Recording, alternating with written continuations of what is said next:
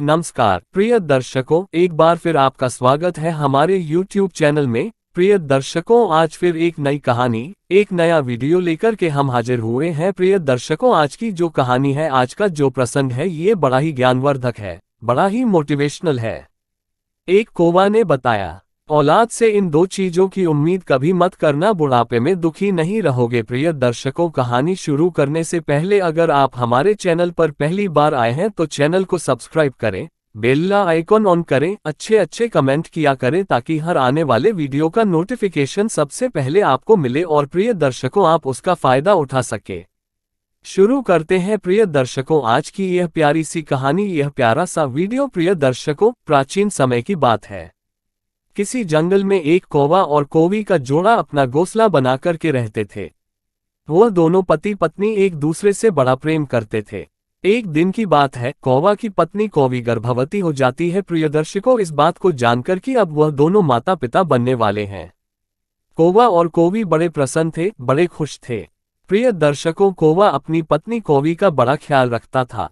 हर दिन उसे दाना पानी लाकर और घोंसले में दिया करता था। अब धीरे धीरे समय गुजरता है और कौवी का प्रसव काल निकट आ जाता है। अब कौवी बड़ी प्रसन्न थी।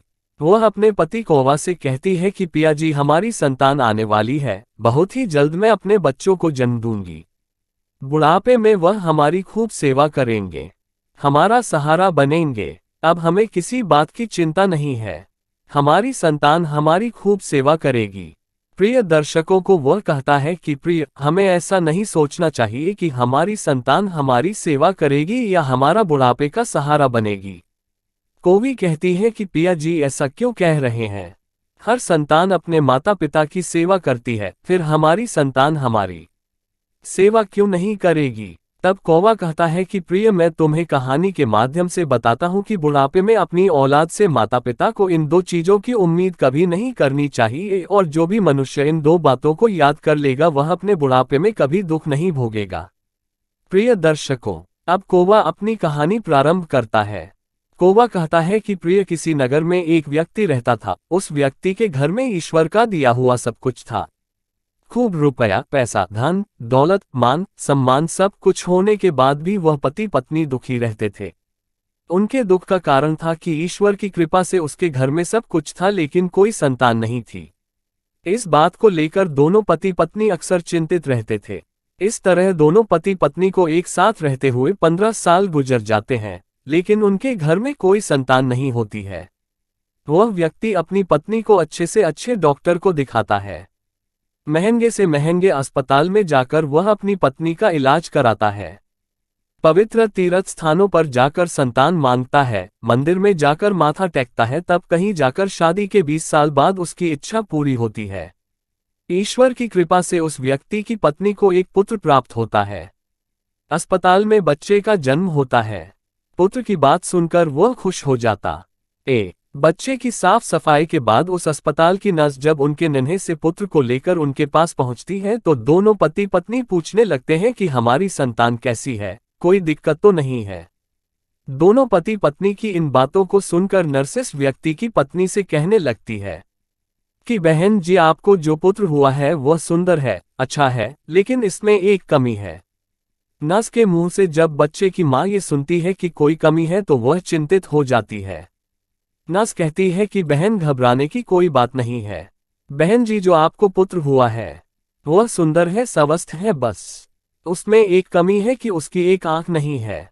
तुम्हारा पुत्र एक आंख से काना है, बस यही कमी है, बाकी सब ठीक है। प्रिय दर्शकों, जब उस मां को ये पता चलता है कि मेरे बेटे की एक आंख नहीं है, मेरा पुत्र एक आंख से काना है, तो वह मां रोने लगती है और अपने पुत्र को सीने से लगा लेती है और कहने लगती है कि कोई बात नहीं, मेरे पुत्र की एक आंख नहीं है तो क्या हुआ?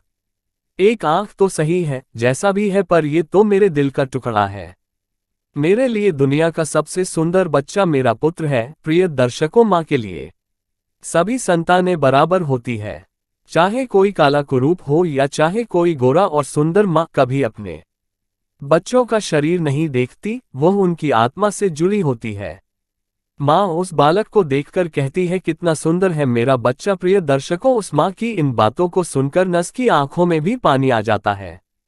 वह नस सोचने लगती है यदि परमात्मा को संतान का सुख देना ही था तो इस पुत्र को दोनों आंखें दे देता, इसमें क्या चला जाता। वह माँ कहने लगती है कि कोई बात नहीं, जैसा भी है आखिर है तो मेरा ही बेटा, पर आज इसकी अगर दोनों आंखें सलामत होती तो और भी अच्छा होता। दोनों आंखों के साथ मेरा पुत्र कितना सुंदर लगता। दर्शकों, माँ की इन बातों को वह न सुनती है तो वह कहने लगती है कि बहन जी, यदि आप चाहती हो कि आपके पुत्र की दोनों आंखें हो तो ऐसा भी हो सकता है। जब माँ ये सुनती है कि उसके बच्चे की दोनों आंखें लग सकती है तो वह कहने लगी, नज मैडम, ये कैसे संभव है। अब नज उन्हें बताते हुए कहती है कि ऐसा हो तो सकता है, उसके लिए आप दोनों माता पिता में से किसी एक को अपनी एक आंख देनी होगी, इससे आपके पुत्र की दोनों आंखें ठीक हो जाएंगी। प्रिय दर्शकों, नज की इन बातों को जब वह व्यक्ति सुनता है तो कहने लगता है, कोई बात नहीं नज मैडम, हमारे पुत्र की एक आंख तो सही सलामत है, हमारा पुत्र एक आंख से ही दुनिया देख सकता है, दूसरी आंख इसे लगाने की कोई जरूरत नहीं है। हमारा पुत्र जैसा भी है अच्छा है, मैं अपनी आंखें दान नहीं कर सकता क्योंकि मेरा घर मेरी महंत मजदूरी से ही चलता है। जब मेरी एक आंख नहीं होगी तो कैसे मैं अपने परिवार को पाल पाऊंगा, कैसे इस बच्चे का खर्च उठा पाऊंगा। ये तो तभी संभव है जब मेरी दोनों आंखें ठीक होंगी। मैं एक पिता हूं और अपनी पत्नी को और बच्चों को पालने का भार मेरे कंधों पर है। अब रही बात मेरे पुत्र की एक आंख की, तो ये सब परमात्मा की देन है। ईश्वर ने जिसे जिस रूप में भेजा है वह हमारा पुत्र उसी रूप में ठीक है। प्रिय दर्शकों, पिता ने तो साफ इनकार कर दिया, लेकिन माँ तो आखिर माँ होती है। वह नस से कहती है कि मैडम, यदि ऐसा हो सकता है तो मैं अपनी एक आंख अपने पुत्र को देना चाहती हूँ। मेरा क्या है, मुझे तो घर पर ही रहना है, लेकिन मेरे बेटे को तो अपना पूरा जीवन काटना है, इसलिए नस मैडम, मैं अपनी एक आंख अपने पुत्र को देना चाहती हूँ। जब वह व्यक्ति अपनी पत्नी से कहता है कि इस तरह तो तुम कहानी हो जाओगी, तो वह माँ कहती है कि मुझे मंजूर है कि मैं कानी हो जाऊं, लेकिन मैं अपने पुत्र को दोनों आंखों के साथ देखना चाहती हूँ। मेरी एक आंख ले लो और मेरे बेटे को लगा दो। मेरे बेटे की जब दोनों आंखें होंगी तो दोनों आंखों के साथ वह कितना सुंदर लगेगा। मैं अपने पुत्र को एक आंख दान में देना चाहती हूँ। प्रिय दर्शकों, इस प्रकार माँ के कहने पर डॉक्टर उस माँ की एक आंख निकालकर उसके पुत्र को लगा देते हैं। इस तरह पुत्र की दोनों आंखें सही हो जाती है और माँ एक आंख पुत्र को देने के बाद कानी हो जाती है।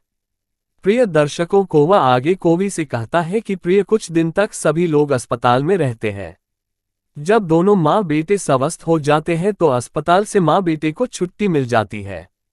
इस प्रकार वह व्यक्ति अपनी पत्नी और पुत्र को लेकर अपने घर आ जाता है और दोनों पति पत्नी मिलकर अपने पुत्र का पालन पोषण करने लगते हैं। इस प्रकार अपने बच्चे का पालन पोषण करते हुए और उनका पुत्र 5 साल का हो जाता है। सब कुछ अच्छा चल रहा होता है, तभी एक दिन उस बच्चे के पिता के किसी सड़क दुर्घटना में प्राण चले जाते हैं। जब उसकी पत्नी को अपने पति की मौत की खबर मिलती है तो वह बेचारी दहाड़े मारकर रोने लगती है। वह सोचने लगती है कि मेरा 5 साल का बच्चा है, घर में एक ही कमाने वाले थे और वह भी मुझे छोड़कर चले गए। अब मैं इस बच्चे का पालन पोषण कैसे कर पाऊंगी। अब ये सोच सोचकर वह दहाड़े मारकर रोने लगती है। उसका रोना धोना सुनकर आस पड़ोस के लोग आ जाते हैं और उस लाचार माँ को समझाने लगते हैं, उसे धीरज रखने को कहते हैं और किसी तरह समझा बुझाकर उस व्यक्ति का अंतिम संस्कार करते हैं। प्रिय दर्शकों, इस प्रकार वह लाचार माँ अपने 5 साल के बच्चे के साथ जीवन बिताने लगती हैं। घर में जो जमा पूंजी थी वह सब तो संतान पाने की चाह में उसके इलाज कराने में पहले ही खर्च हो चुकी थी। पति के मृत्यु के बाद जो भी बचता है वह पति के अंतिम संस्कार में चला जाता है। इस प्रकार वह माँ दूसरों के घरों में झाड़ू पोछा करके, दूसरों के घरों में बर्तन मांज करके अपने पुत्र का पालन पोषण करने लगती है। वह माँ दूसरों के घरों में झाड़ू पोछा करती, दूसरों के घरों में बर्तन साफ करती, लेकिन अपने पुत्र को कोई दुख तकलीफ नहीं होने देती। वह दूसरों के घरों में नौकरानी बनकर पैसे कमाती, अपने पुत्र को खेलने के लिए अच्छे अच्छे खिलौने लेकर आती, अपने पुत्र को अच्छे अच्छे वस्त्र लाकर देती, हर समय अपने बच्चे के साथ परछाई की तरह बनी रहती थी। जब उसका बेटा थोड़ा और बड़ा हो जाता है, जब वह पुत्र 6 साल का हो जाता है, तो एक दिन वह माँ अपने बेटे को लेकर एक विद्यालय में पहुंचती है और उस विद्यालय के प्रधानाचार्य से विनय पूर्वक कहती है कि भाई साहब, मुझे अपने बेटे का इस विद्यालय में दाखिला कराना है। प्रिय दर्शकों, वह माँ जिस विद्यालय में अपने बच्चे का एडमिशन कराने जाती है, वह विद्यालय उस नगर का एक प्रसिद्ध विद्यालय होता है। उस विद्यालय में अमीर लोगों के बच्चे पढ़ते थे। जब उस विद्यालय का बड़ा मास्टर फटे पुराने कपड़े में उसकी माँ को देखता है तो सोचने लगता है कि बच्चा तो सुंदर है, लेकिन माँ कपड़ों से ऐसी लग रही है जैसे कोई भिखारी हो। बेचारी कहाँ से इस बच्चे की किताबें और इतनी महंगी फीस भर पाएगी। इसलिए वह समझाते हुए उस बच्चे की माँ से कहता है कि बहन जी, हमारे विद्यालय की फीस कुछ ज्यादा है। हमारे विद्यालय में अमीरों के बच्चे पढ़ते हैं, इसलिए बेहतर होगा आप अपने बच्चे का एडमिशन किसी सरकारी स्कूल में करा दें। मास्टर जी की इन बातों को सुनकर माँ कहने लगती है कि सर जी, आप पैसों की चिंता मत करिए, आपकी जो भी फीस हुआ करेगी उसे मैं समय से जमा कर दिया करूंगी। मेरा एक लौता बालक है और मैं चाहती हूँ कि मेरा बच्चा पढ़ लिख कर बड़ा डॉक्टर बन जाए, इसलिए मैं इसे आपके विद्यालय में लेकर आई हूँ। प्रिय दर्शकों, वो बड़ा मास्टर जब उस माँ की इन बातों को सुनता है तो उस माँ की बातों को सुनकर वह बहुत ही प्रभावित होता है और उस बच्चे की माँ से कहता है, ठीक है बहन जी, यदि तुम जिद करती हो तो हम तुम्हारे बच्चे को रख लेते हैं। इस प्रकार उसके बच्चे का एडमिशन उस विद्यालय में हो जाता है और वह बालक विद्यालय में पढ़ ले जाने लगता है। प्रिय दर्शकों, पहले तो वह माँ 5 घरों में झाड़ू पोछा करके अपनी गुजर कर लेती थी, लेकिन अब अपने पुत्र के एडमिशन के बाद अपने पुत्र की पढ़ाई की खातिर वह 10 घरों में काम करने लगी। वह माँ दूसरों के घरों में झाड़ू पोछा करके अपने पुत्र को पढ़ाने लिखने लगती है। पढ़ते पढ़ते वह पुत्र जब 5वीं कक्षा में आ जाता है, जब उसकी उम्र 10 साल की हो जाती है तो एक दिन स्कूल के सभी बच्चे मिलकर उस बालक को चिढ़ाने लगते हैं और खेल खेल में कहने लगते हैं कि देखो देखो, एक आंख वाली कहानी का बेटा आ गया, इसकी माँ एक आंख से कहानी है। प्रिय दर्शकों, वह लड़का जब अपने सहपाठियों की इन बातों को सुनता है तो क्रोध में भर जाता है, उसे बहुत बुरा लगता है। जब विद्यालय की छुट्टी होती है तो छुट्टी के समय हमेशा की तरह उसकी माँ उसे लेने आती है। आज भी वह एक आंख से कानी माँ अपने बेटे को स्कूल में लेने आई थी तो वह लड़का अपनी माँ से कहता है कि माँ, कल से तो मुझे विद्यालय में छोड़ने मत आना और बुलवाने भी मत आना। जब माँ पूछती है कि पुत्र, यह बात हो गई, तुम ऐसा क्यों कह रहे हो, तो लड़का कहने लगता है कि माँ, तुम्हारी सूरत ठीक नहीं है, तुम एक आंख से कानी हो। तुम जब मेरे साथ विद्यालय में आती हो तो मेरे साथ के लड़के मेरा मजाक उड़ाते हैं और तुम्हारी वजह से मुझे शर्मिंदा होना पड़ता है। तुम ऐसी हो वैसी हो, इस तरह की वह बातें करते हैं। प्रिय दर्शकों, वह लड़का अपनी माँ से दुनिया भर की शिकायतें करता है। जब वह माँ अपने पुत्र के मुख से इन बातों को सुनती है तो उसे बहुत दुख होता है, लेकिन अपने पुत्र की इन बातों को सुनकर वह चुप रहती है और अपने पुत्र की बातों को सहन कर लेती है। माँ कहती है, कोई बात नहीं पुत्र, तुम चाहते हो तो मैं तुम्हारे साथ कल से विद्यालय नहीं आऊंगी, लेकिन तुम अकेले विद्यालय कैसे आ पाओगे। अपनी माँ की इन बातों को सुनकर वह पुत्र कहता है, माँ, अब मैं बड़ा हो गया हूँ और अब मैं इस काबिल हो चुका हूँ कि मैं अकेला विद्यालय और जा सकता हूँ, इसलिए तुम्हें मेरे साथ विद्यालय आने की कोई जरूरत नहीं है। अपने पुत्र की इन बातों को सुनकर वह माँ कहती है, ठीक है पुत्र, आज के बाद मैं तुम्हारे स्कूल में तुम्हारे साथ नहीं आऊंगी, लेकिन बेटा तुम सावधानी से घर पर आना, तुम्हारे पिता के सड़क दुर्घटना की सोच सोचकर मुझे डर लगता है। पुत्र कहता है, माँ तुम चिंता मत करो, मुझे कुछ नहीं होगा, मैं अकेला ही आया जाया करूंगा। प्रिय दर्शकों, उस दिन के बाद से वह पुत्र अकेला ही विद्यालय आने जाने लगता है। जैसे जैसे पुत्र बड़ा होता गया वैसे वैसे ही पुत्र के खर्चे भी बढ़ते चले गए। जैसे जैसे पुत्र के खर्चे बढ़ते गए वैसे वैसे उस माँ पर काम का बोझ भी बढ़ता चला गया। प्रिय दर्शकों, धीरे धीरे समय गुजरता चला गया और इस प्रकार वह लड़का विद्यालय की पढ़ाई पूरी कर लेता है और उसके पूरी क्लास में सबसे अच्छे नंबर आते हैं। इसके बाद वह आगे की पढ़ाई करने के लिए शहर चला जाता है। प्रिय दर्शकों, जब पुत्र शहर में जाता है तो उधर उसकी माँ जो पैसा कमाती थी वह पैसा कम पड़ने लगता है, क्योंकि पहले तो सिर्फ किताबें और फीस का खर्चा था, लेकिन जब बेटा शहर चला जाता है तो उसके और भी खर्चे बढ़ गए थे। माँ जो भी पैसा कमाती थी वह कम पड़ने लगता है, लेकिन उस माँ ने हार नहीं मानी। पहले जहां 15 घरों में काम करके अपने बेटे का खर्चा पूरा करती थी, वहीं पुत्र के शहर जाने के बाद वह 30 घरों में बर्तन साफ करने लगी और झाड़ू पोछा करती, दिन भर मेहनत करती और मेहनत करते करते रात के 11 बजे बज जाते थे। तब जाकर वह बेचारी माँ अपने पुत्र के लिए महीने का 5,000 रुपये भेज पाती थी। वह इसलिए इतनी मेहनत करती थी कि एक दिन जब उसका बेटा पढ़ लिख कर बड़ा डॉक्टर बन जाएगा तो मुझे सुख मिलेगा, एक ना एक दिन मुझे भी आराम मिलेगा। आज मेरी मेहनत से मेरा बेटा डॉक्टर बन जाएगा तो मेरे बेटे के साथ रहकर मैं भी सुखी रहूंगी। इसलिए वह माँ खूब मेहनत करती थी और 30 घरों में काम करके अपने पुत्र के लिए पैसा भेजा करती थी। इस प्रकार मेहनत करते करते वह समय से पहले ही बूढ़ी हो जाती है। धूप में उसका गोरा रंग काला पड़ जाता है, लेकिन वह अपने पुत्र के लिए कोई दिक्कत नहीं होने देती है। प्रिय दर्शकों को वह आगे कवि से कहता है कि प्रिय, जब ऐसे ही कुछ दिन और बीत जाते हैं तो उस माँ को एक दिन एक पत्र मिलता है। उसमें लिखा होता है कि माँ, अब मैं शहर में बड़ा डॉक्टर बन चुका हूँ, अब तुम्हें मेरे लिए पैसे भेजने की जरूरत नहीं है। प्रिय दर्शकों, जब उस माँ को ये पत्र मिलता है कि मेरा बेटा डॉक्टर बन गया है तो वह बहुत खुश हो जाती है और सोचने लगती है कि पति के जाने के बाद यह मेरा बेटा ही तो मेरा सहारा है और मेरी जैसी इच्छा थी कि बेटा डॉक्टर बन जाए, वह इच्छा भी मेरी पूरी हो गई। प्रिय दर्शकों, उस माँ के बेटे ने यह बात माँ को पत्र में लिखकर बताई थी कि माँ, मैं डॉक्टर बन गया हूँ, लेकिन वह बेटा अभी तक गाँव में माँ से मिलने नहीं आया। जब उस बूढ़ी माँ को ये पत्र मिलता है तो वह बूढ़ी माँ पूरे गांव में मिठाइयाँ बांटती है और सारे गांव के लोगों को बड़े गर्व से बताती है कि उसकी बहन सफल हो गई, उसका बेटा अब डॉक्टर बन चुका है। इस प्रकार वह माँ अपने पुत्र के गांव आने का इंतजार करने लगती है। वह माँ सोचने लगती है कि मेरे बेटे को शहर गए हुए बहुत समय बीत चुका है, अब वह डॉक्टर बन गया है तो वह मुझसे मिलने के लिए गाँव जरूर आएगा। मैं अपने पुत्र की आरती उतारूंगी, उसके पसंद का भोजन बनाऊंगी। प्रिय दर्शकों, अब वह माँ अपने पुत्र के आने की राह देखती है। हर दिन वह इंतजार करती है कि आज मेरा पुत्र आता होगा। किसी की गाड़ी घर के सामने से निकलती तो वह माँ दौड़ करके घर के बाहर जाती, उसे लगता है उसका पुत्र आया होगा।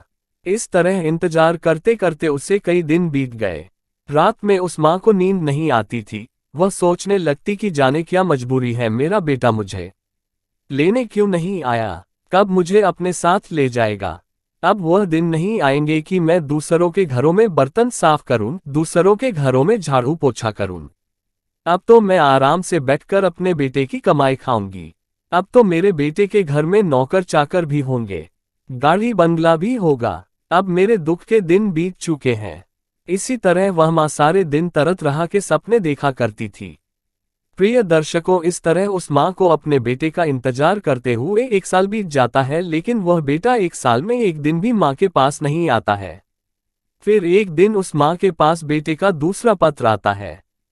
उस पत्र में लिखा होता है कि माँ, मेरी शादी हो गई है और तुम्हें पता है जिस लड़की के साथ मेरा विवाह हुआ है वह बहुत ही अमीर घर की है। जिस लड़की से मेरा विवाह हुआ है वह एक बहुत बड़े डॉक्टर साहब की बेटी है। मैंने प्रसिद्ध डॉक्टर की बेटी के साथ अपना विवाह किया है। मेरी पत्नी बहुत ही सुंदर है। प्रिय दर्शकों, जब वह माँ उस पत्र में लिखी बातों को पढ़ती है तो उसकी आंखों से आंसू की धारा बहने लगती है। उसे बड़ा ही दुख होता है, क्योंकि माँ तो सोच रही थी कि अब बेटा डॉक्टर बन गया है तो मेरे बेटे के लिए अच्छे अच्छे रिश्ते आएंगे, मैं अपनी पसंद की लड़की के साथ अपने बेटे की शादी करूंगी। लेकिन उस पत्र को पढ़कर उस माँ के सारे अरमान धूल में मिल जाते हैं। वह माँ सोचती है कि हे भगवान, मैंने ऐसे कौन से पाप किए थे, ऐसी मुझसे कौन सी गलती हो गई जो मुझे इतनी बड़ी सजा मिल रही है। हर माता पिता का सपना होता है कि मैं अपने हाथों से अपने बेटे को दुल्हा बनाऊं, अपने हाथों से अपने बेटे को सजाऊं और अपना आशीर्वाद देकर अपने बेटे की शादी करूं। लेकिन मेरे पुत्र ने तो अपनी शादी में मुझे बुलाया तक नहीं, मुझे बताया तक नहीं और विवाह कर लिया। क्या मैंने यही दिन देखने के लिए अपने पुत्र को पढ़ा लिखा कर इतना बड़ा किया था? इसके लिए मैंने इतनी मेहनत मजदूरी करी थी, दूसरों के घरों में झूठे बर्तन साफ किए, मेहनत मजदूरी करके पढ़ाया लिखाया, उसे इस लायक बनाया। क्या मेरा इतना भी अधिकार नहीं था जो मुझे मेरे बेटे ने अपनी शादी में भी नहीं पूछा? अब शादी करने के बाद पत्र लिखकर बता रहा है कि माँ, मैंने शादी कर ली। प्रिय दर्शकों, ये सोच सोचकर वह माँ पूरी रात आंसू बहाती रही। इतना होने के बाद भी माँ अपने पुत्र को दुआएं देती रही। रोते रोते वह सो जाती है। प्रिय दर्शकों, फिर भी उस माँ के मुंह से अपने बेटे के लिए आशीर्वाद ही निकलता है। कहती है, कोई बात नहीं बेटा, तुमने बिना बताए शादी कर ली, लेकिन मेरा आशीर्वाद तुम्हारे साथ है। अब माँ सोचती है कि मेरे पुत्र ने विवाह तो कर लिया, उसकी पत्नी भी आ गई। अब हो सकता है कि मेरा बेटा और बहू दोनों मिलकर मुझसे मिलने मेरे घर आए। मैं अपनी बहू को देखूंगी, बहू मेरे पैर दबाएगी, मैं अपनी पुत्रवधू को आशीर्वाद दूंगी। ये सोच सोचकर वह माँ अपने बेटा और बहू का इंतजार करने लगती है। प्रिय दर्शकों, इस तरह उस माँ को अपने बेटा और बहू का इंतजार करते करते 1 साल निकल जाता है, लेकिन 1 साल बीतने के बाद भी उस माँ से मिलने बेटा नहीं आता है, ना बहू आती है। फिर कुछ दिन बाद उस माँ को तीसरा पत्र मिलता है, जिसमें लिखा होता है कि हे माँ, अब तुम दादी बन गई हो। भगवान की कृपा से हमारे घर बेटा आया है। प्रिय दर्शकों, जब ये खबर उस माँ को मिलती है तो उसका धैर्य जवाब दे जाता है, उसकी सहन शक्ति जवाब दे देती है। प्रिय दर्शकों, जिस माँ का पुत्र बड़ा डॉक्टर बन जाए, विवाह कर ले, उसका बेटा हो जाए और उसकी माँ को पता ना चले तो उसके दिल पर क्या बीतेगी। जिस पुत्र का जीवन बनाने में उस माँ ने अपना सब कुछ कुर्बान कर दिया, उस पुत्र का वर्षों से चेहरा ना देखा हो तो अपने पुत्र के लिए व्याकुल होना स्वाभाविक है। जब वह माँ अपने पुत्र के लिए ज्यादा व्याकुल हो जाती है तो उस माँ के मन में आता है कि अब तो रहा नहीं जाता। वह फिर कुछ देर के लिए विचारों में खो जाती है। सोचती है, चलो कोई बात नहीं, होता भी हो गया है तो बहुत अच्छी बात है। अब मैं अपने पोता को देखूंगी, मैं अपने पोते को अपनी गोद में खिलाऊंगी, मैं उसके लिए पालना लाऊंगी। अब मेरा बेटा जरूर मेरी बहू और पोते के साथ मेरे पास आएगा। यही सब सोच सोचकर वह माँ व्याकुल होने लगती है। जब इंतजार करते करते उस माँ को 7 महीने बीत जाते हैं और जब उस माँ से मिलने कोई भी नहीं आता है तो उस माँ के सब्र का बांध टूटने लगता है। वह व्याकुल हो जाती है और उसी व्याकुलता में वह माँ यह फैसला करती है कि चाहे कुछ भी हो जाए, मैं अपने पोता को देखने जरूर जाऊंगी। प्रिय दर्शकों, ये निर्णय करके माँ अपने बेटा और बहू से मिलने के लिए शहर के लिए चल देती है।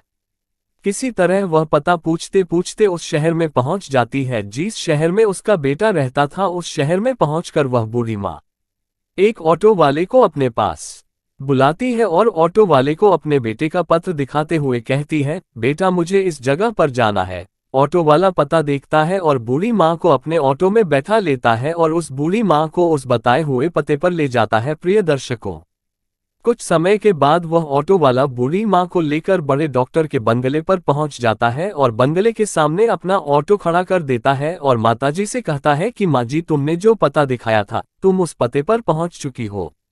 ये जो सामने बंगला है, यही रहते हैं डॉक्टर साहब। वह माँ उस ऑटो वाले को किराया देती है और अपना झोला उठाकर बंगले की तरफ चल देती है। माँ की नज़र जब डॉक्टर साहब के बंगले पर पड़ती है तो वह खुश हो जाती है। वह देखती है कि सुंदर आलीशान बंगला बना हुआ है। बंगले के सामने चमचमाती गाड़ी खड़ी है और दरवाजे पर चपरासी बैठे हुए हैं। ये देखकर उस माँ को बड़ी खुशी होती है कि कितने सुंदर घर में मेरा बेटा रहता है। प्रिय दर्शकों को वह आगे कहता है कि प्रिय वह बूढ़ी माँ जो एक थैले में अपने पोते के लिए खिलौने, बहू के लिए साड़ियाँ और कुछ मिठाइयाँ लेकर आई थी। जब वह थैला को लेकर वह माँ बंगले के अंदर जाने लगती है तो जैसे ही बंगले के अंदर घुसने के लिए होती है तो गेट के पास खड़े एक चपरासी की नज़र उस पर पड़ती है। चपरासी देखता है कि फटे पुराने कपड़े पहने एक काली कलूटी बुढ़िया जो एक आंख से कानी है, बंगले के अंदर घुसे जा रही है। जब वह चपरासी उस महिला को देखता है तो कहने लगता है कि तुम्हें किससे मिलना है, इस तरह अंदर कहाँ चली जा रही हो। चपरासी के जब ये शब्द उस माँ के कानों में पड़ते हैं तो वह माँ एकदम से रुक जाती है और चपरासी से कहती है कि यहाँ पर मेरा बेटा रहता है, मेरे बेटे का पुत्र हुआ है, इसलिए मैं अपने पोता को देखने आई हूँ। चपरासी उस माँ को डांटते हुए कहता है, बुढ़िया तूने कभी अपनी शक्ल देखी है? तुम्हें पता है कि यह किसका बंगला है? यह एक बड़े डॉक्टर साहब का बंगला है। तब वह माँ कहने लगती है, मुझे पता है ये डॉक्टर साहब का बंगला है और जो तुम्हारे डॉक्टर साहब हैं वही मेरे पुत्र हैं। वह चपरासी कहने लगता है अरे ये बुढ़िया, तुम गांव देहात की महिला ना, तुम्हारे कपड़े ठीक है ना, तुम्हारी शक्ल ठीक है, डॉक्टर साहब तुम्हारे बेटे कैसे हो सकते हैं। प्रिय दर्शकों, जब ये बात पास में खड़ा हुआ एक दूसरा चपरासी सुनता है तो वह भी उस माँ के पास पहुंच जाता है। जब उसे पता चलता है कि ये बुढ़िया कह रही है कि यह डॉक्टर साहब की माँ है तो वह चपरासी उनसे पूछने लगता है कि ये माँ, आपके पास कोई प्रमाण है जिससे हम पता कर सके कि तुम हमारे डॉक्टर साहब की माँ हो। जब वह माँ उस दूसरे चपरासी की इन बातों को सुनती है तो तुरंत ही अपनी साड़ी के पल्लू में बंधा हुआ वह पत्र उस चपरासी को दिखाती है, जो उसके पुत्र ने अपनी माँ को भेजे थे। जब चपरासी उस पत्र को खोलकर देखते हैं और भेजने वाले का पता देखते हैं तो उस बूढ़ी माँ से माफी मांगने लगते हैं और कहते हैं, हे माँ, हमें माफ कर दो, हमें नहीं पता था कि तुम डॉक्टर साहब की माँ हो। प्रियदर्शकों, वहां माँ कहती है कि चलो कोई बात नहीं, मैं तुम्हें माफ कर देती हूँ, मुझे बताओ कि मेरा बेटा और बहू कहाँ पर है। तब वह चपरासी दूर से इशारा करते हुए कहता है कि ऊपर जो कमरा दिख रहा है वह तुम्हारे बेटे का कमरा है और वह अभी इस समय घर पर ही है। प्रिय दर्शकों, अब वह माँ अपना सामान तो नीचे रख देती है कि सामान को तो मैं बाद में ले जाऊंगी, पहले अपने पोता को देख लेती हूँ, बहू को देख लेती हूँ। बूढ़ी माँ अपने पोता को देखने के लिए जल्दी जल्दी सीढ़ियाँ चढ़ करके घर के अंदर जाती है। जैसे ही वह माँ घर के अंदर आती है तो वह देखती है कि घर के आंगन में पालना रखा हुआ है और उस पालने में उनका पोता झूल रहा है। जैसे ही उस बुरी माँ की नज़र अपने पोते पर पड़ती है तो वह दौड़कर पालने से अपने पोते को उठा लेती है और अपने पोते को सीने से लगा कर दुलार करने लगती है। प्रिय दर्शकों, जब वह बूढ़ी माँ अपने पोते को गोदी में लेकर दुलार करने लगती है तो बच्चे की नींद टूट जाती है और वह जोर जोर से रोने लगता है। बच्चे के रोने की आवाज जब पुत्र वधू के कानों में पड़ती है तो वह रसोई से बाहर आती है और सोचती है कि ना जाने मेरे बच्चे को क्या हो गया, इतनी तेज क्यों रो रहा है। जब वह रसोई से निकलकर आंगन में आती है और अपने बच्चे को एक भिखारी जैसी दिखने वाली बुढ़िया के हाथों में देखती है तो वह चिल्लाने लगती है। अपने पति को आवाज देती है कि सुनिए जी, कोई काली कलूटी बुढ़िया जो एक आंख से कानी है वह हमारे बच्चे को चुराने आई है। पत्नी का चिल्लाना सुनकर पति भी नीचे आ जाता है। पति के आते ही बहू अपने बच्चे को बूढ़ी माँ से छीनकर अपने सीने से लगा लेती है और अपने पति से कहती है कि तुमने घर में कैसे चपरासी रखे हैं, कोई भी हमारे घर में घुसा चला आता है, देखो ना ये भिखारी बुढ़िया हमारे बच्चे को चुराने आ गई। प्रिय दर्शकों, वह बूढ़ी माँ कहती है कि बहू, मैं चोर नहीं हूँ, मैं तो तुम्हारी सास हूँ और ये तुम्हारे पास जो खड़ा है वह मेरा बेटा है, तुम्हारी गोदी में जो खेल रहा है वह मेरा पोता है, मैं भला पोते को चुराकर कहाँ ले जाऊं। जब बहू उन माता जी की इन बातों को सुनती है तो वह अपने पति से कहती है कि ये बुढ़िया क्या कह रही है, क्या सच में ये भिखारी जैसी दिखने वाली आपकी माँ है, क्या ऐसे ही गरीब परिवार में आपने जन्म लिया है, मुझे पहले तो कभी आपने बताया नहीं कि आपकी कोई माँ भी है। जब बेटा अपनी पत्नी की इन बातों को सुनता है तो कहने लगता है कि ये बुढ़िया झूठ बोल रही है या मेरी माँ नहीं है, मेरी माँ तो अब इस दुनिया में ही नहीं है। प्रिय दर्शकों, अपने बेटे की इन बातों को सुनकर माँ को बहुत धक्का सा लगता है। वह माँ एकदम से रोने लगती है और कहने लगती है, बेटा तो कैसी बातें करता है, मैं तो रोज घर के दरवाजे पर बैठकर तेरी राह देखती रहती थी कि मेरा पुत्र आएगा, लेकिन तू तो आया ही नहीं। जब तू नहीं आया तो मैं खुद तुझसे और अपनी बहू से मिलने चली आई। मुझे अपने पोते को देखने की बहुत इच्छा थी, इसलिए मैं तेरे पास आ गई हूँ और तू कह रहा है कि मेरी कोई माँ नहीं है। वह बहू जब अपने पति से पूछती है कि यह बुढ़िया क्या कह रही है तो पुत्र कहने लगता है, तुम इसकी बातों में मत आओ, मैं कसम खाकर कहता हूँ कि ये बुढ़िया मेरी माँ नहीं है। अपने पुत्र की इन बातों को जब वह माँ सुनती है तो उनकी आंखों में आंसू आ जाते हैं। वह सोचने लगती है कि जिस बेटे को मैंने मेहनत मजदूरी करके पढ़ाया लिखाया, डॉक्टर बनाया, वहीं बेटा धन और पद के नशे में मुझे पहचानने से इनकार कर रहा है। वह कसम खाकर भी यह मानने को तैयार नहीं है कि यह मेरी माँ है, जो पुत्र मेरे जीने का सहारा था, जिसके लिए मैं अभी भी जिंदा हूँ, जिसके लिए मैंने अपनी जवानी को कुर्बान कर दिया। वह कह रहा है कि ये बुढ़िया झूठ बोल रही है, यह मेरी माँ नहीं है, इस संसार में मेरा एक ही सहारा था, आज तो वह भी छूट गया। प्रिय दर्शकों, वह माँ समझ जाती है कि मेरे पुत्र ने बड़े घर की बेटी के साथ विवाह किया है। मेरा बेटा बड़े पद पर पहुंच गया है, इसलिए मुझे पहचानने से इनकार कर रहा है। माँ ने कहा, बेटा कोई बात नहीं, मुझे लगा कि तुम मेरे पुत्र हो इसलिए मैं तुम्हारे पास चली आई, क्योंकि तुम्हारे जैसा एक मेरा भी पुत्र है जिसे मैंने महंत मजदूरी करके डॉक्टर बनाया है, जो मेरे जीने का सहारा था। लेकिन अब मुझे पक्का यकीन है कि तुम मेरे बेटा नहीं हो सकते। मुझसे गलती हो गई है। प्रिय दर्शकों, और इतना कहकर वह माँ रोते रोते घर की सीढ़ियों से नीचे उतरने लगती है और सोचने लगती है कि बुढ़ापे में एक ही सहारा था और वो भी आज मुझसे छूट गया। अब किसके सहारे में जीऊंगी, एक आस्था ही वो भी टूट गई। वह माँ सोचती है कि जिसे मैंने जीवन की खुशी समझा था, जिसको मैंने अपने जीवन जीने का अधिकार माना था, जो जीवन की नैया को पार लगाने वाला था, वही इस बूढ़ी जीवन नैया को मझधार में डूबा रहा है। प्रिय दर्शकों, इस प्रकार रोते रोते माँ भारी कदमों से नीचे उतरने लगती है। अब उनके मन में एक भावना उठती है कि जब बेटे ने ही मुंह मोड़ लिया है तो अब जीकर मैं क्या करूंगी। अब बेटा ही नहीं रहा तो इस जीवन का क्या होगा। इस प्रकार वह माँ अपने बेटे के घर से बाहर निकल जाती है और बंगले के बाहर जो चपरासियों का कमरा था वहां पहुंच जाती है और एक चपरासी को अपने पास बुलाकर कहती है, बेटा मुझे एक पत्र लिखवाना है, क्या तुम मेरे लिए इतना कर सकते हो। प्रिय दर्शकों, क्योंकि चपरासियों को तो पहले ही पता था कि ये बूढ़ी औरत डॉक्टर साहब की माँ है, इसलिए वह तुरंत ही कागज कलम ले आता है और पूछने लगता है कि बताओ माँ जी, मुझे क्या लिखना है। इस तरह बूढ़ी माँ बोलती जाती है और वह चपरासी लिखता जाता है। जब वह पत्र पूरा लिखा जाता है तो वह माँ उस चपरासी से कहती है, बेटा मुझे बहुत जोरों की प्यास लगी है, क्या तुम मेरे लिए थोड़ा पानी ला सकते हो। प्रिय दर्शकों, उस माँ के कहने पर चपरासी तो बुरी माँ के लिए पानी लेने चला जाता है और इधर वह बुरी माँ अपनी साड़ी का फंदा पंखे में डालकर और आत्महत्या कर लेती है। जब चपरासी पानी लेकर वापस लौटता है तो कमरे का नजारा देखकर हैरान रह जाता है। चपरासी देखता है वह माताजी फांसी के फंदे पर झूल रही है। अब तुरंत ही वो जाकर यह खबर डॉक्टर साहब को देता है। इस खबर को सुनकर वह पति पत्नी दौड़े दौड़े उस कमरे में आते हैं। आगे आगे डॉक्टर साहब और पीछे पीछे उनकी पत्नी दौड़ते हैं। जब वह पुत्र अपनी माँ को इस हालत में देखता है तो अपनी माँ को देखकर उसके पैरों तले जमीन खिसक जाती है। प्रिय दर्शकों, वह पुत्र अपना माथा पकड़ लेता है और माथा पकड़कर जमीन पर बैठ जाता है। वह सोचने लगता है कि मुझे नहीं पता था कि मेरी बातें मेरी माँ को इतनी बुरी लगेंगी।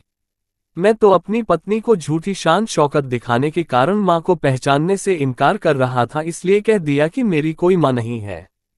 मुझे डर था कि मेरी असलियत जानकर मेरी पत्नी मुझे छोड़ ना दे, इसलिए मैंने ये बोल दिया कि मेरी कोई माँ नहीं है, लेकिन तुमने तो मेरे झूठ को सच बना दिया।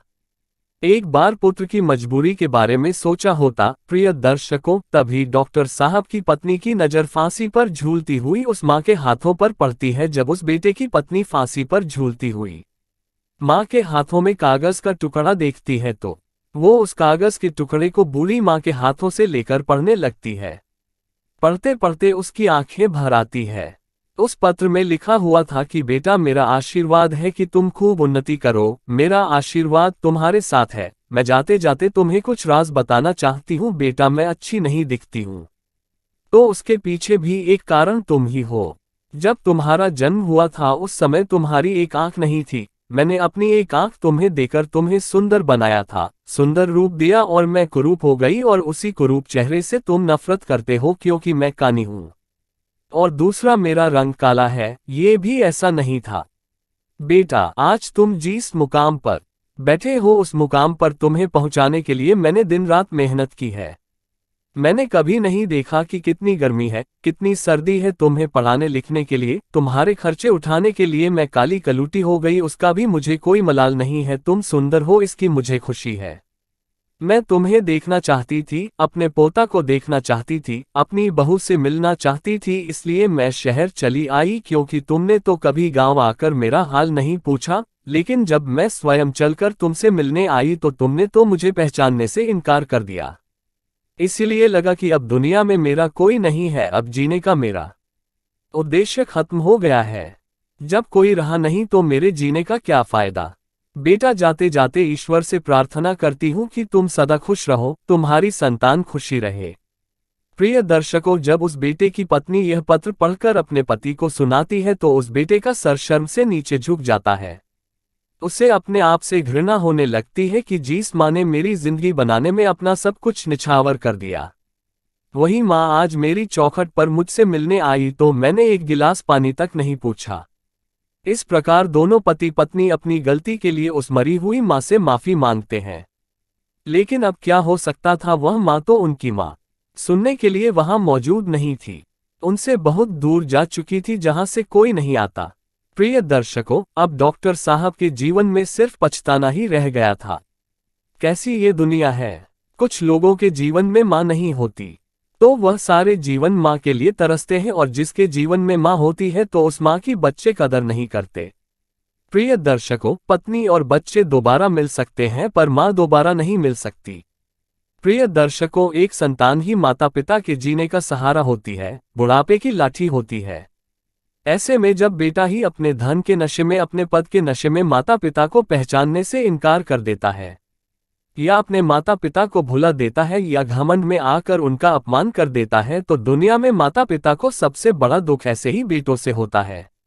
माता पिता अपनी संतानों का भविष्य बनाने के लिए, उन्हें सफल बनाने के लिए अपना पूरा जीवन लगा देते हैं, और जब वही संतान धन और पद के नशे में अपने माँ बाप का अपमान करती है तो ये बहुत ही पीड़ा होती है। प्रिय दर्शकों को वह आगे कहता है कि प्रिय, यदि आपके माँ बाप है तो उनका आदर करना चाहिए, क्योंकि मनुष्य की सफलता में माँ बाप का ही योगदान है। कुछ मूर्ख बच्चे पूछते हैं कि माँ तुमने हमारे लिए क्या किया है। अरे मूर्ख बच्चे, जो कुछ किया है माता पिता ने ही तो किया है। तुमको बनाया, तुमको पढ़ाया लिखाया, तुम्हें पालने में दुख उठाया, माता पिता को भूलकर तुम तो अपने आप को भूल गए हो। बच्चा ये भूल जाता है कि माँ बाप के अतिरिक्त दुनिया में दूसरा उसका कोई भला चाहने वाला नहीं है। माता पिता मर के भी तुम्हारा भला ही चाहेंगे, ऐसा हितैषी तुम्हें कहाँ मिलेगा। और सब लोग जो तुम हारे अपने होने का दावा कर रहे हैं, वह सिर्फ एक निश्चित समय तक और एक मतलब तक ही तुम्हारा भला चाहते हैं, लेकिन माता पिता बिना स्वार्थ के जीवन भर तुम्हारा हित चाहते हैं। प्रिय दर्शकों को वह आगे कहता है कि प्रिय, एक पुत्र को जन्म देने में एक स्त्री अपनी सुंदरता को खो देती है, लेकिन वही पुत्र जब जवान होता है, जब उसकी शादी हो जाती है, तो वही पुत्र अपनी पत्नी की सुंदरता में अपने माता पिता को खो देता है। माता पिता अपनी संतान के सुखों के लिए सब कुछ त्याग देते हैं, लेकिन जब बच्चे बड़े हो जाते हैं, कुछ देने के काबिल हो जाते हैं, तो हम क्या देते हैं? सिर्फ आंसू आंसू, लाचारी, दुख, अकेलापन। प्रिय दर्शकों, जो संतान माता पिता को सिर्फ इसलिए भुला देती है कि उनके बुढ़ापे को देखकर आपके मित्रों में आपकी इज्जत कम हो जाएगी, तो यह उनकी सबसे बड़ी भूल है। उम्र के इस पड़ाव पर पहुंचने के बाद आपकी और आपके मित्रों की भी यही हालत होगी। आपका भी रूप और जवानी इसी तरह की हो जाएगी। आपके भी उस रूप को देखकर लोग आपसे नफरत करने लगेंगे। प्रिय दर्शकों को वह आगे कहता है कि प्रिय, जवानी में माता पिता को औलाद से किन किन चीजों की उम्मीद भूलकर भी नहीं करनी चाहिए। प्रिय दर्शकों, ध्यान देकर सुनो। नंबर 1 की आपकी औलाद आपके बूढ़े होने पर आपका सहारा बन सकती है, इस बात की उम्मीद बिल्कुल ना करें। इसलिए पहले से ही अपने आप को मजबूत बनाकर रखें। अपने आप को स्वयं संभालने में सामर्थ्यवान बनाएं, कुछ जमा पूंजी इकट्ठी करके रखें। नंबर 2, कभी इस बात का भ्रम ना रखें कि आपकी संतान आपको नहीं भूलेगी। पत्नी और बच्चों के प्रेम में पड़कर पद प्रतिष्ठा के नशे में वह आपको भी भूल सकते हैं। इसलिए उनसे उतनी ही उम्मीद रखिए जितनी उनके दूर होने पर आपको दुख ना दे। प्रिय दर्शकों, हमारी आज की यह कहानी यहाँ समाप्त होती है। हम उम्मीद करते हैं कि आपको हमारा आज का ये वीडियो, आज की यह कहानी पसंद आई होगी और आप इससे ढेर सारी प्रेरणाएं लेंगे। मिलते हैं अगली ज्ञान चर्चा के साथ अगले वीडियो में। तब तक के लिए नमस्कार, धन्यवाद।